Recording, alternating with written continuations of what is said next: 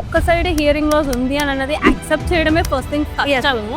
వాళ్ళు ఎట్లా వస్తారంటే కంప్లైంట్ నాకు 2 డేస్ నుండే బ్లాక్ ఉంది. ఇప్పుడు మెడిసిన్ డ్రాప్స్ వాడాను, లేకపోతే ఇంకేదన్నా మెడికేషన్ వాడాను తగ్గిపోయింది అన్న భ్రమలో ఉంటారు. బాగా పార్టీ చేసుకున్నారు. He was drunk. ఆ టైంలో తనకి ఏం జరిగిందనేది సరిగ్గా ఏం గుర్తులేదు. But when he woke up అసలు కొంచెం కూడా సౌండ్స్ అనేవి ఏవి వినిపించలేదు. సైకలాజికల్లీ హీల్ చేయడం చాలా ఇంపార్టెంట్.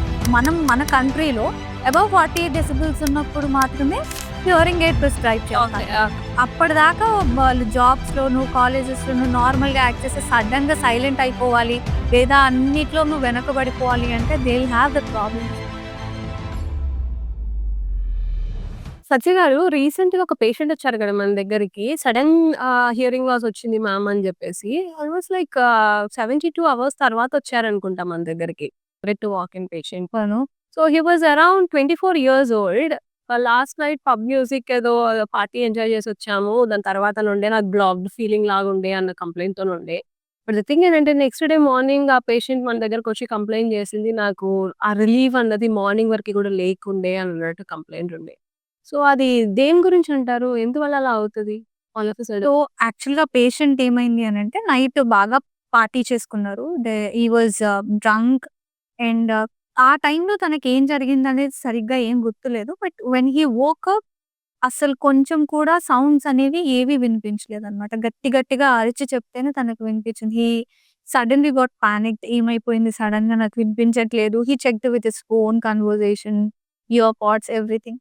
ఆ తర్వాత హాస్పిటల్‌కొచ్చారనమాట. తనకి టెస్ట్ చేస్తే almost sensor severe to profound hearing loss ఉంది. అండ్ బోత్ బైలేటరల్ ఉంది. సో, సడెన్‌గా అతనికి అంతకు ముందు వరకు ఏ కంప్లెయింట్ లేదు. ఇయర్ డిశ్చార్జ్ కానీ, ఇయర్ పెయిన్ కానీ nothing, no complaint at all. He is not on medication. Ah, ah, అసలే తన ఆటోస్కోపిక్ ఎగ్జామినేషన్ కూడా ఔటర్ ఇయర్ కానీ, మిడిల్ ఇయర్ గానీ ఇన్ఫెక్షన్స్ ఏమీ లేవన్నమాట. సో, సడెన్‌గా పోయింది అనేసరికి చాలా పానిక్ అయిపోయాడు. ఈ కేసెస్ చాలా ఎక్కువవుతాయండి. సడెన్‌గా నైట్ పడుకున్నప్పుడు నార్మల్‌గా ఉండి సడెన్‌గా మార్నింగ్ లేవగానే వినికిడి పోయిందని కంప్లెయింట్ చేస్తూ ఉంటారు. సో, అలాంటి వాళ్ళకేం చేస్తాము అనంటే ఫస్ట్ ప్రాపర్‌గా స్టెరాయిడ్ ఇంజెక్షన్స్ అని ఉంటాయన్నమాట. బికాజ్ స్లోగా గ్రాడ్యుయల్‌గా తగ్గిన హియరింగ్ లాస్ అయితేనేమో మనం హియరింగ్ ఎయిడ్ సజెస్ట్ చేయొచ్చు. బట్ ఇలాంటి sudden sensory neural hearing loss పేషెంట్స్‌కి ఫస్ట్ స్టెరాయిడ్ ఇంజెక్షన్స్ ప్రిస్క్రైబ్ చేస్తారు ఈఎన్‌టీ డాక్టర్స్. అవి డోసేజ్‌లో ఇస్తారు. సో, ఎవ్రీ డోసేజ్ తర్వాత will have this test again. Okay. Every dosage ఇచ్చిన తర్వాత మళ్ళీ మనం మళ్ళీ మానిటర్ చేస్తా. ఓకే. సో, ఆ స్టెరాయిడ్ ఇంజెక్షన్ చేసిన తర్వాత హియరింగ్ ఏమైనా బెటర్ అయ్యిందా? లేకపోతే అలాగే ఉందా స్టాండర్డ్‌గా అనేది చూస్తాం. ఒకవేళ బెటర్ అయింది, నేను చెప్పాను కదా! సివియర్ టు ప్రొఫౌండ్ ఉన్న హియరింగ్ లాస్ పేషెంట్‌కి స్టెరాయిడ్ ఇంజెక్షన్ ఇచ్చారు. హార్డ్‌లీ అది ఒక 20% వరకు మాత్రమే బెటర్ అయ్యిందన్నమాట. సో, కొంతమందికి అసలు అవ్వకపోవచ్చు. అలాంటి వాళ్ళకి అవ్వనప్పుడు మనం హియరింగ్ ఎయిడ్స్ ప్రిస్క్రైబ్ చేస్తాము. బట్ బెటర్ అవుతుంది అని అనుకున్నప్పుడు వాళ్ళు they keep him on medication అన్నమాట. సో, నా డౌట్ ఏంటంటే మ్యామ్ అందులో ఇప్పుడు 20%, 30% ఇంప్రూవ్‌మెంట్ అన్నది యూజువల్‌గా చూస్తాం. 3 స్టెరాయిడల్ డోసెస్ ఆఫ్ ఇంజెక్షన్స్ తీసుకున్నాక. చాలా మంది పేషెంట్స్ ఇప్పుడు మన దగ్గర ఉన్న రికార్డ్ ప్రకారం గూడా ఇంప్రూవ్‌మెంట్ ఉంది. But not up to mark. Bouncing back to normal అన్నది లేదు. Below 40 decibels of overall hearing loss అయితే అప్పుడు వరకు మనం it is considered like manage చేయొచ్చన్నమాట. మనం అంటే హియరింగ్ ఎయిడ్ ప్రిస్క్రైబ్ చేయం.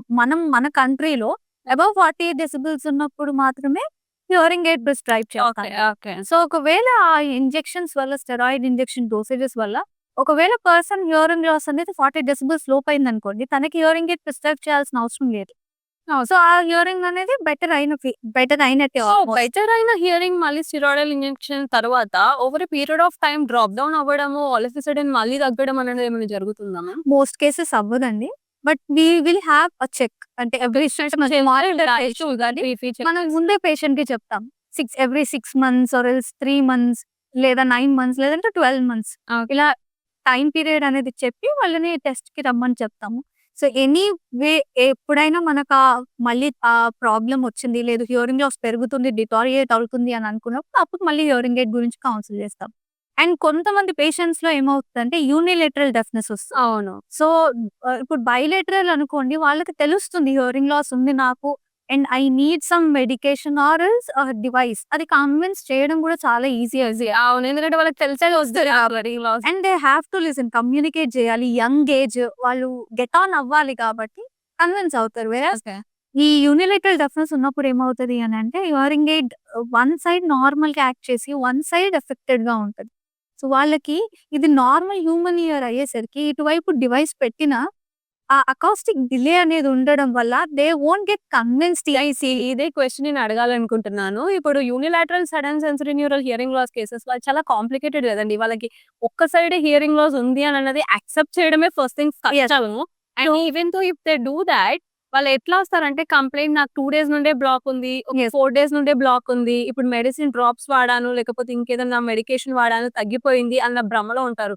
But how far it is the correct procedure. అందుకే ఒక పేషెంట్ రాగానే ఫస్ట్ టెస్ట్ చేసి మీకు సెన్సరీ న్యూరల్ హియరింగ్ లాస్ ఉంది. మీరు డివైస్‌కి వెళ్ళిపోండి అని ముందు చెప్పమన్నమాట.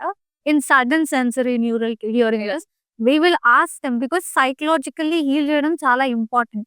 For them to accept that they have a hearing loss అనేది చాలా ఇంపార్టెంట్. అది లేకుండా మనం ఎంత కౌన్సిల్ చేసినా patient won't take it at that age.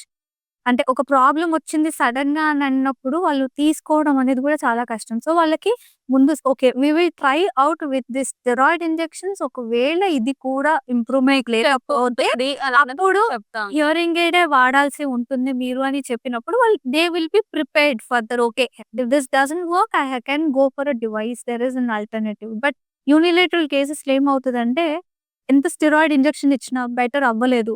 అవ్వట్లేదు. అలాగే ఉంది. సో, అప్పుడు మనం హియరింగ్ ఎయిడ్ పెట్టుకోవాలని చెప్పినప్పుడు వాళ్ళు తీసుకోరు. సో, నాకిది నార్మల్‌గా ఉంది. I will manage. బట్ ఎంత అది మేనేజ్ చేస్తాం అనుకుంటారు కానీ, ఒకటి ఇయర్ మీద ఎక్కువగా ఒత్తిడి పడడం వల్ల అది కూడా వినికిడి తగ్గిపోతది ఓవర్ పీరియడ్. అండ్ ఇది కంప్లీట్‌గా డిటోరియేట్ అయిపోతది. సో, డివైస్ అనేది పెట్టుకోవాలి. మరి ఆ అకాస్టిక్ డిలే ఉంటది గదా! ఇది కొంచెం డిఫరెంట్‌గా, ఇది కొంచెం డిఫరెంట్‌గా బ్యాలెన్స్ చేయగలరు. సో, అప్పుడు ఏంటి అంటే వీళ్ళకి ప్రీమియం హియరింగ్ ఎయిడ్స్ అనేవి దొరుకుతాయన్నమాట. కొంచెం ఎక్కువ ఛానెల్ ఉన్న hearing aids. I would not say higher price. Like ఎక్కువ ఛానెల్ ఉన్న hearing aids. The more channels you have, the better quality you will be having and uh processing delay of a hearing aid will be very less. So, అది human ఇయర్‌కి match అయిపోతది. So, that way we can convince. ఇప్పుడు యూజువల్‌గా అయితే near natural hearing అనేసి top and hearing aids ఉన్నాయి. Yeah! So you would recommend them to go for that. మనం trial ఒకసారి ఇచ్చి పెట్టి చూపించడం ఆర్ ఎల్స్ రోజు కాసేపు వాడడం అని చెప్పడం. అట్‌లీస్ట్ వీక్ ఫర్ సైకలాజికల్లీ తను బెటర్‌గా ఫీల్ అవ్వడానికి, అడాప్ట్ అవ్వడానికి ఆర్ ఎల్స్ కన్విన్స్ అవ్వడానికి అంతే. అలాంటి ట్రైల్ ఏమన్నా ఉంటే చేయొచ్చు. ఓకే. అంటే సైకలాజికల్ కౌన్సెలింగే మేజర్ పార్ట్. చాలా major part. Unilateral cases it is అది మేజర్ పార్ట్ ఉంటుందన్నమాట. బైలేటరల్లీ ఏంటంటే వీళ్ళకి వినాలి. ఆప్షన్ ఉండదు. It's like they have to get the communication back. అప్పటిదాకా వాళ్ళు జాబ్స్‌లోను, కాలేజెస్‌లోను నార్మల్‌గా యాక్ట్ చేసి సడెన్‌గా సైలెంట్ అయిపోవాలి.